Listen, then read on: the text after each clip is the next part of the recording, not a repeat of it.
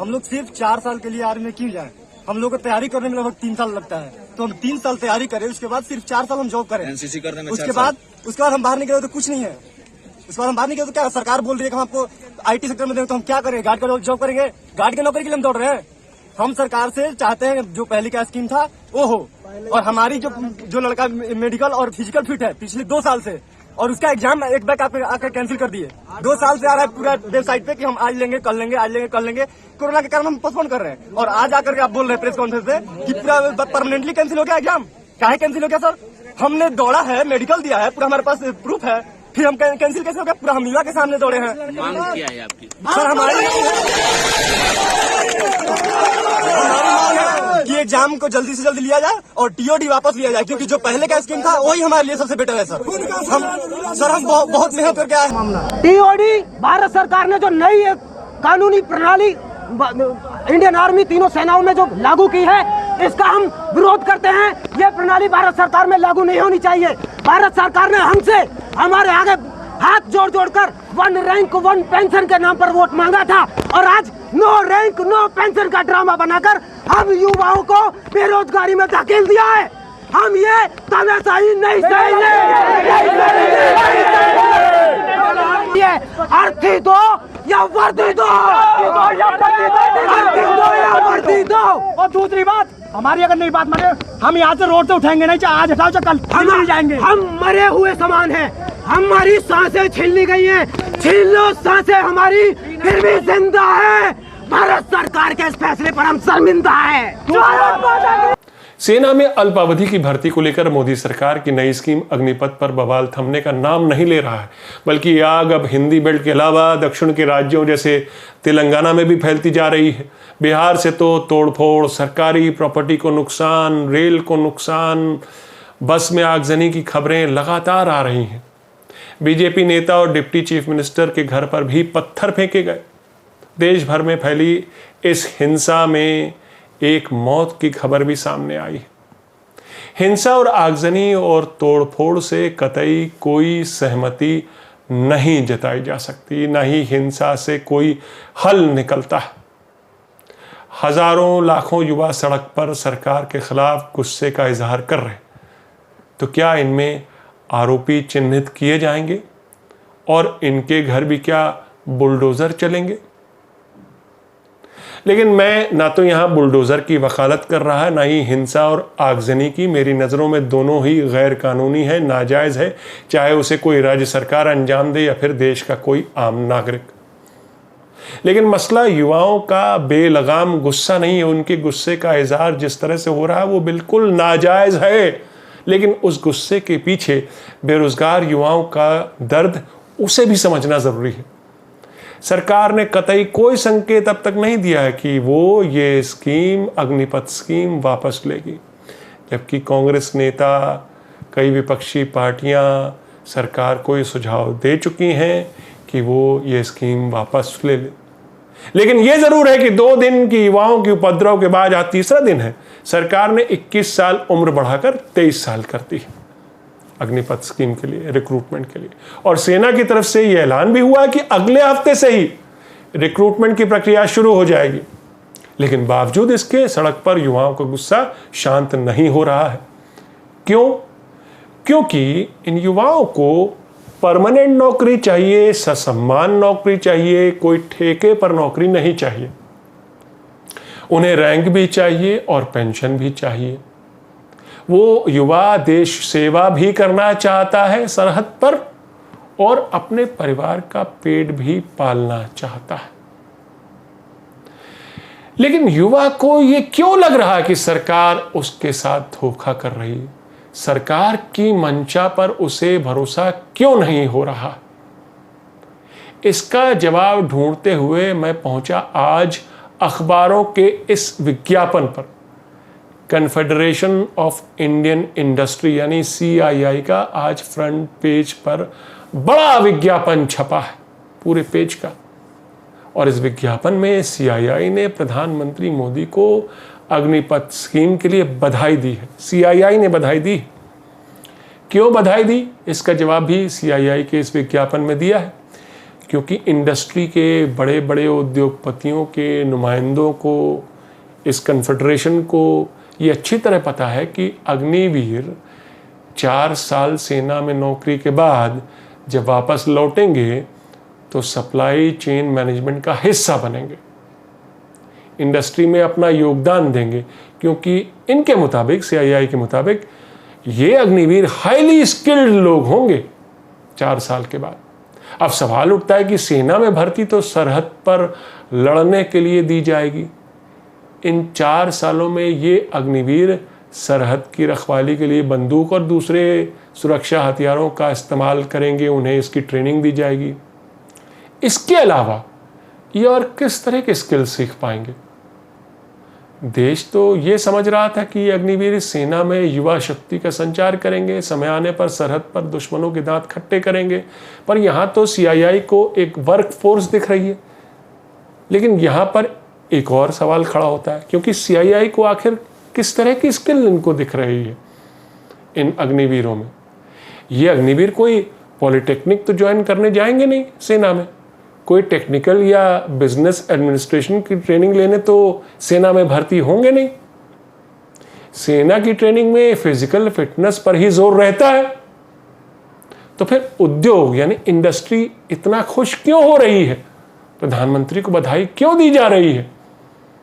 और सवाल ये उठता है कि उद्योगपतियों के समूह जैसे CII ने ये कैसे जान लिया कि अग्निवीर स्कीम का असली मकसद दरअसल उद्योगों में मैन पावर सप्लाई करना है। CII के उद्योग घरानों ने मोदी जी के मन की बात कैसे पढ़ ली, और क्या सही पढ़ ली? युवाओं को भी इस बात का इल्म है कि 4 साल बाद शायद उनके साथ कुछ ऐसा ही सलूक हो। हम लोग सिर्फ 4 साल के लिए आर्मी में क्यों जाए? हम लोग को तैयारी करने में लगभग 3 साल लगता है, तो हम 3 साल तैयारी करें, उसके बाद सिर्फ 4 साल हम जॉब करें, NCC करने में उसके बाद हम बाहर निकले तो कुछ नहीं है। उसके बाद हम बाहर निकले तो क्या सरकार बोल रही है कि हम आपको IT सेक्टर में देंगे, तो हम क्या करें? गार्ड का जॉब करेंगे? गार्ड की नौकरी के लिए हम दौड़ रहे हैं। हम सरकार से चाहते हैं जो पहले का स्कीम था वो हो, और हमारी जो लड़का मेडिकल और फिजिकल फिट है पिछले 2 साल से, और उसका एग्जाम एक बैक आकर कैंसिल कर दिए। 2 साल से आ रहा है पूरा वेबसाइट पे कि हम आज लेंगे, कल लेंगे, आज लेंगे, कल लेंगे। कोरोना के कारण हम पोस्टपोन कर रहे हैं, और आज आकर के आप बोल रहे हैं प्रेस कॉन्फ्रेंस से कि पूरा परमानेंटली कैंसिल हो गया एग्जाम। काहे कैंसिल हो गया सर? हमने दौड़ा है, मेडिकल दिया है, पूरा हमारे पास प्रूफ है, फिर हम कैंसिल कैसे हो गया? पूरा हम मीडिया के सामने दौड़े हैं। मांग क्या है आपकी? सर हमारी कि एग्जाम को जल्दी से जल्दी लिया जाए और TOD वापस लिया जाए, क्योंकि जो पहले का स्कीम था वही हमारे लिए सबसे बेटर है सर। हम बहुत मेहनत करके आए। नमस्कार, मैं हूं आपका न्यूज़बाज प्रभात शुंगलू। मेरा आज का सवाल, क्या आप सरकार की अग्निपथ स्कीम से इत्तेफाक रखते हैं? क्या ये सही स्कीम है? अपने जवाब हाँ या ना में जरूर दीजिएगा। ये युवा मोदी सरकार की अग्निपथ स्कीम की मुखालफत इसलिए कर रहे हैं क्योंकि एक तो पिछले 2 सालों से रोजगार के वायदे हुए मगर वैकेंसी के बावजूद इम्तहान नहीं हुए सेना में, यानी ये युवा एक ठोस रोजगार के लिए मचल रहे हैं। दूसरा ये कि अग्निपथ स्कीम के तहत सेना में भर्तियां केवल 4 साल की अल्प अवधि के लिए ही की जाएंगी। तीसरा ये कि इस स्कीम के तहत युवाओं को न तो रैंक मिलेगी न पेंशन। 4 साल के बाद उनकी फौज से रुखसती कर दी जाएगी और उन्हें फौजी भी नहीं कहा जाएगा, यानी न नाम मिलेगा न ओहदा, क्योंकि वो फौजी नहीं अग्निवीर कहलाएंगे। सोचिए, आपके समाज में अग्निवीर घुमा करेंगे, और वो अग्निवीर जो सेना से 4 साल बाद रिटायर कर दिए गए हैं क्योंकि वो आगे की सर्विस के लिए यानी परमानेंट कमीशन के लिए उपयुक्त नहीं पाए गए। सोचिए, ये अग्निवीर समाज में 22 साल की उम्र में फिर कौन सी नौकरी ढूंढेंगे? एक बार सेना से एक तरह से रिजेक्ट हो जाने के बाद, 4 साल में ही रुखसत हो जाने के बाद उनकी कौन सी हौसला अफजाई होगी या उन्हें कौन सा सम्मान मिलेगा जब 4 साल में वो समाज में वापस लौटेंगे, सिर्फ इसलिए कि सेना ने एक तरह से उन्हें रिजेक्ट कर दिया, वो उपयुक्त नहीं पाए गए कि आगे की नौकरी कंटिन्यू कर पाए। क्योंकि अग्निपथ स्कीम के तहत 75% रंगरूट 4 साल के बाद विदा कर दिए जाएंगे और केवल 25% रंगरूटों को ही परमानेंट कमीशन मिलेगा, यानी वो आगे और 11-12 साल काम कर पाएंगे। लेकिन सवाल सिर्फ युवाओं के रोजगार का नहीं, सवाल ये भी नहीं कि सरकार ने क्या युवाओं को बहलाने की कोशिश की है, सवाल ये भी है कि ऐसे अग्निवीरों से देश के प्रति वफादारी और जी जान लगा देने का वैसा ही जज्बा क्या देखने को मिलेगा जैसा कि एक सिपाही से मिलता है, जिसे सेना में रैंक भी मिलती है, भत्ता भी मिलता है, पेंशन भी मिलती है, वो परमानेंट कमीशन का हकदार भी होता है। वो हमेशा अपने समाज के नज़रों में सिपाही, फौजी, सूबेदार होता है रिटायर होने के बावजूद। कांग्रेस के राष्ट्रीय प्रवक्ता गुरदीप सिंह सप्पल ने इन अग्निवीरों की सैलरी और सेविंग्स का एक गुणा भाग गणित निकाला है। पहले साल 30,000 की सैलरी, जो कि चौथे साल बढ़कर 40,000 तक पहुंचेगी। 4 साल बाद जो एक मुश्त रकम मिलेगी उसका आधा पैसा तो दरअसल इनकी सैलरी में से काट ही लिया जाएगा इन 4 सालों में। और फिर ये अग्निवीर डीए और दूसरे भत्तों से भी मोहताज रहेंगे, क्योंकि अग्निवीर स्कीम में ऐसे भत्तों जैसे भोजन भत्ता, हार्डशिप भत्ता, सियाचिन भत्ता आदि का कोई जिक्र नहीं है। जबकि फौज में एक सिपाही की शुरुआती सैलरी 29,000 रुपये है, जिसमें 34% डीए शामिल है, और ये डीए सामान्यतः हर 6 महीने पर बढ़ता है। ये दलील है कांग्रेस के राष्ट्रीय प्रवक्ता गुरदीप सिंह सप्पल की। और फिर समाज में जो इज्जत, जो रुतबा एक रिटायर फौजी का भी होता है, सेना के सिपाही का होता है, ये अग्निवीर तो उससे भी महरूम रह जाएंगे। और इस बात का एहसास देश के युवा को भी है। सरकार तो कह रही ऐसे अग्निवीरों को केंद्रीय सुरक्षा बलों की नौकरियों में प्राथमिकता देगी। कुछ बीजेपी शासित राज्यों ने भी पुलिस बल में शामिल करने का आश्वासन दिया है इन अग्निवीरों को। लेकिन युवाओं के मन में फिर भी भविष्य को लेकर सवाल है, आशंका है, और सरकार उसे अब तक भरोसे में नहीं ले पाई है। जैसे सरकार किसानों को भी विवादित कृषि कानूनों को लेकर भरोसे में नहीं ले पाई थी। सवाल ये उठता है कि यह सरकार बातचीत और मंत्रणा के बगैर क्यों फैसले ले लेती है।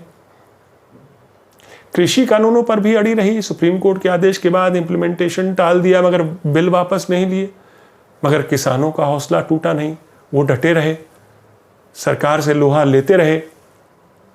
आखिरकार अंततोगत्वा सरकार को तीनों बिल वापस लेने पड़े, किसानों के आगे सरकार को झुकना पड़ा। क्या अग्निपथ का भी वही हश्र होगा?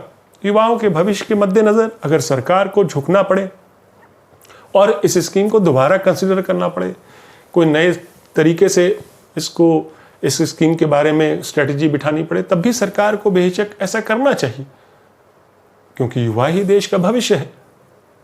लेकिन सरकार ने तो मानो अपनी इमेज कुछ ऐसी बना रखी है कि एक बार जो मैंने कमिटमेंट कर दी तो मैं खुद की भी नहीं सुनता, उस टाइप की। और इस इमेज को बरकरार रखने के लिए अक्सर वो गलत फैसले ले लेते हैं। ये आज़ाद भारत की पहली सरकार है जो लोगों के वोट की बदौलत सत्ता में आई, एक बार नहीं दूसरी बार भी, मगर लोगों के मन की बात नहीं, अपने मन की बात सुनती है। मेरा आज का सवाल मैं दोहराता हूं कि आप सरकार की अग्निपथ स्कीम से इत्तेफाक रखते हैं? क्या वो सही है? अपने जवाब हाँ या ना में ज़रूर दीजिएगा। तो ये थी आज की न्यूज़बाजी। फिर मिलेंगे एक नई न्यूज़बाजी के साथ। तब तक के लिए नमस्कार।